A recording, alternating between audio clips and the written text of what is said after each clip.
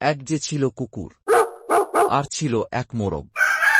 দুইজনের গলায় গলায় বন্ধুত্ব ছিল। দুই বন্ধু একসঙ্গে দেশ ভ্রমণে বেরিয়েছিল। পথে যেতে যেতে রাত্রি হয়ে গেল। আর রাত হতেই তখন মোরগটা এক গাছের ওপরে একটা ভালো ডাল বেছে নিয়ে ঘুমোতে গেল। আর কুকুরটা রইল ওই গাছেরই গোড়ায় এক বড় গর্তে। দুজনেই ঘুমিয়ে পড়ল। এদিকে ভোর হয়ে আসছে। মোরগ তার অভ্যাস মতো কোঁকর কোঁক করে ডেকে উঠল। সেই ডাক শুনে এক খেকশিয়ালির বড় লোভ হল। একটু দূরেই সে তার ছানাপোনা নিয়ে বাস করত। মোরগের ডাক শুনে সে এগিয়ে এল সেই গাছের তলায়। তারপর খেকশিয়ালি গাছের ডালের দিকে চেয়ে মোরগকে মিষ্টি করে বলল, কি সুন্দর গলা তোমার, শুনে বুকে জড়িয়ে ধরতে ইচ্ছে করছে। নেমে এসো, আমি তোমায় আলিঙ্গন করি।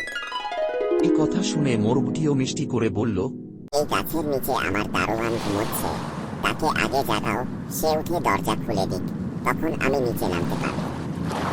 শিয়ালি তখন কেবলই খুঁজছিল কোথায় সেই দারোয়ান, তাকে দরজা খোলার কথা বলতে হবে। অমনি কুকুর উঠে এক লাফে খেকশিয়ালির ঘাড় চেপে ধরল। তারপর তাকে কামড়ে ছিঁড়ে টুকরো টুকরো করে ফেলল।